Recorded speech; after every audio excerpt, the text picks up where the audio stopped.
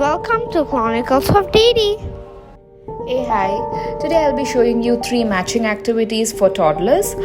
The first one is an object matching activity where the child has to match the object with a flashcard.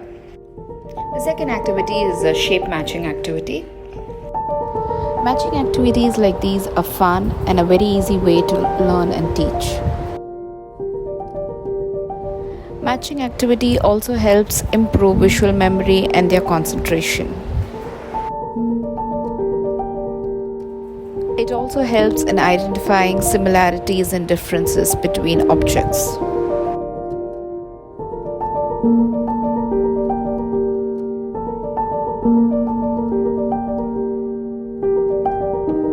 The third activity is a vehicle matching activity. All 3 activities are very simple and very easy to set up.